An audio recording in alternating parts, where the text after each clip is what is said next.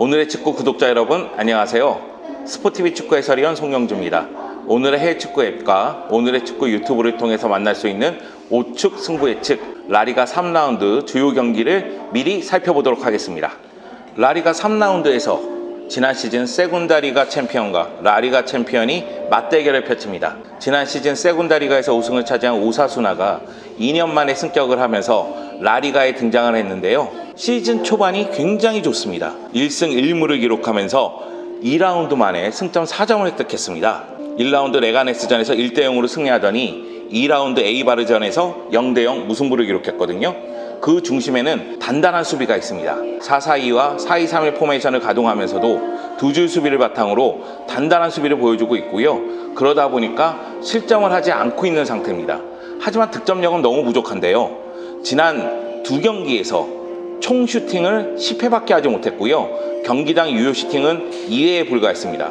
아빌라가 최전방에서 골을 넣지 못한다면 오사수나는 바르셀로나를 상대로 수비만 하다가 경기가 끝날 수도 있습니다. 라리가 챔피언 바르셀로나 1라운드 빌바오전에서 아두리스에게 한 방을 맞으면서 0대1로 패배했습니다. 하지만 2라운드 베티스전에서는 말 그대로 파괴력을 보여줬는데요. 5대2 대승을 거뒀고 그 중심에는 그리즈만이 있었습니다. 그리즈만이 베티스전에서 두 골 1개의 도움을 기록하면서 메시가 없을 때 왕은 나다 외쳤습니다. 그리고 이 경기의 관건은 역시 메시가 돌아올 수 있느냐. 우스왕 덴벨레와 루이스 수아레스가 부상인 가운데 메시마저도 부상으로 빠지고 있는 상황이니까요. 메시가 돌아온다면 메시와 그리즈만을 앞세운 파괴력은 더욱더 힘을 발휘할 것으로 보이고, 만약의 경우 메시가 출전하지 못하더라도 하피냐를 앞세운 공격은 여전히 매서울 것으로 보입니다. 바르셀로나는 오사수나에 매우 강합니다. 최근 오사수나를 상대로 6경기 무패를 기록하고 있고 3연승을 기록하고 있습니다. 12경기로 범위를 넓히더라도 9승 2무 1패거든요. 여기다가 오사수나의 득점력은 너무나 부족하기 때문에 수비 쪽에 집중하다가 수비 쪽에서 실수가 나올 가능성이 있고요. 바르셀로나 같은 경우에는 그리즈만이 살아났기 때문에 그리즈만을 앞세워서 파상 공세를 펼칠 것으로 보입니다. 이쯤 되면 바르셀로나가 승점 3점을 획득한다고 예상해야 되지 않을까요? 4-4-2지만 색채가 다른 두 팀이 대결을 펼칩니다. 아틀레티코 마드리드와 에이바르가 라리가 3라운드에서 만났는데요. 아틀레티코 마드리드는 시즌 초반에 부진할 것이라는 예상을 뒤엎고 지난 두 경기에서 모두 1대0으로 승리를 거뒀습니다. 현재 3라운드가 펼쳐지기 직전까지 세비야와 함께 연승을 달리고 있는 유이한 팀입니다. 아틀레티코 마드리드가 시즌 초반 부진할 것이라고 예상이 됐던 것은 여름의 변화가 너무 심했습니다. 일단 그리즈만과 고딘, 로드리가 떠났거든요. 그러면서 주앙 펠릭스를 비롯해서 다양한 선수들이 영입이 됐습니다. 하지만 감독은 시메오네가 팀을 잘 만들고 있습니다. 물론 2라운드 경기에서 로디 선수의 징계로 인해서 3백을 가동했었는데 3백은 효과를 보지 못했습니다. 그렇기 때문에 에이바르전에서는 시메오네 감독이 다시 한번 4-4-2 포메이션을 가동할 것으로 보이고요. 주앙 펠릭스가 에이스 역할을 톡톡히 하고 있는 가운데 모라타 선수가 득점 기복을 좀 보여주고 있거든요. 이 경기는 모라타가 득점포를 가동해야 되는 경기고, 디에고 코스타도 부상에서 돌아왔지만은 경기에 출전할지는 미지수인 상태입니다. 에이바르 같은 경우에는 초반 분위기가 좋지 못합니다. 에이바르는 조한 조르단이 팀을 떠나면서 전체적으로 미드필드의 힘이 약해졌습니다. 그러다 보니까 올 시즌 초반 1무 1패를 기록하면서 승리를 거두지 못하고 있습니다. 마요르카전에서 1대2로 패배했고요. 오사수나전에서도 0대0 무승부를 기록했습니다. 아직까지 공격수들의 골이 없는 게 아쉽죠? 2라운드까지 기록한 한 골은 센터백인 파울로 올리베이라가 넣은 골이고요. 그리고 파울로 올리베이라는 자책골을 기록하기도 했었으니까 수비 쪽에서도 문제가 있다고 봐야 되겠습니다.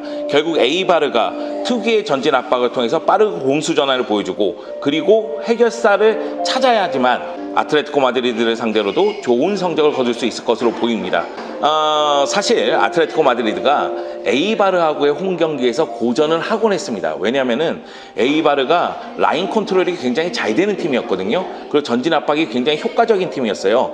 그러다 보니 아틀레티코 마드리드 입장에서도 역습을 가하기가 굉장히 까다로웠거든요. 하지만은 이번 경기는 이야기가 다릅니다. 왜냐하면 주앙 펠릭스가 한 번 번뜩이면 그 장면이 결정적인 장면이 되고 있거든요. 그러니까 주앙 펠릭스가 득점 기회를 만들 수 있는 장면이 나올 것으로 보이고, 그리고 아틀레티코 마드리드는 1대0 승부에 매우 강합니다. 그 점을 고려했을 때 에이바르를 상대로 승리할 가능성이 높아 보이는 것이 사실입니다. 과연 노란 잔수함은 해면 위로 부상할 수 있을까요? 비아레알이 분위기가 안 좋습니다. 그럴 수밖에 없습니다. 여름 동안 비아레알의 에이스였던 포르나스가 떠났고요. 니콜라스 안소네, 로베르토 소리아노, 빅토르 루이스, 페드라사까지 주축 선수들이 떠난 반면에 영입한 선수들은 아쉬움이 있었거든요. 그나마 라울 알비올과 모이 고메스 정도, 그리고 앙기사 정도, 그 정도만 전력에 도움이 된다고 보여지기 때문에 전체적으로 비아레알은 시즌 초반에 어려움을 겪고 있습니다. 그러다 보니 그라나다전에서는 화력 대결을 펼치면서 4대4 무승부를 기록했고요. 레반테전에서는 1대2로 패배했습니다. 공격력은 제 힘을 발휘하고 있습니다. 제라르드 모레노가 2경기 연속골 넣고 있고요. 축구의 제, 비센테 이보라, 토고 에칸비 등이 공격 포인트를 기록하면서 계속해서 골을 넣고 있거든요. 하지만 수비 불안이 너무 심각합니다. 특히 지난 레반테전에서는 2골을 모두 페널티킥으로 내주기도 했습니다. 레알 마드리드는 가장 큰 고민이 부상 선수에 있어요. 레알 마드리드는 현재 약 8명이 부상이라는 얘기가 나오고 있습니다. 장기 부상인 아센시오를 비롯해서 브라임 디아스, 호드리고, 하메스 로드리게스, 에당 아자르, 여기에 크루투아도, 그리고 요비치도 몸 상태가 좋지 못하다는 소식이 나오고 있습니다. 그렇기 때문에 지단 감독 입장에서는 선수단 구성에 좀 어려움을 겪을 수 있는 상태입니다.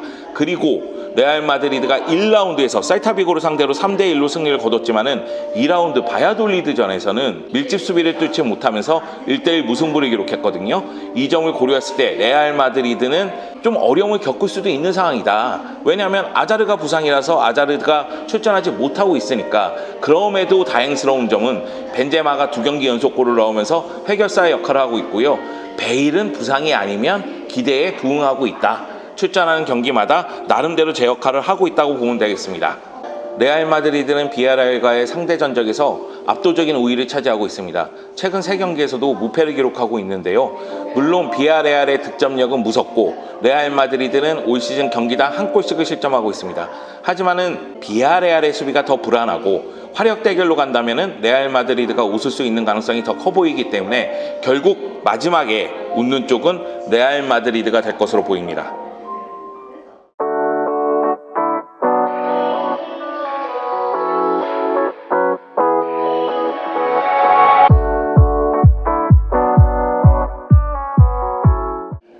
자, 오늘의 프리뷰는 여기까지고요. 앞으로 다른 전문가분들과 더 많은 리그, 심지어 매라운드 전 경기 프리뷰를 할 예정이니까요. 유튜브 오늘의 축구 구독, 좋아요, 댓글 잊지 마시고요. 많은 의견과 관심 부탁드리겠습니다. 우측 승부 예측은 오늘의 해외 축구 앱에서도 확인하실 수가 있습니다.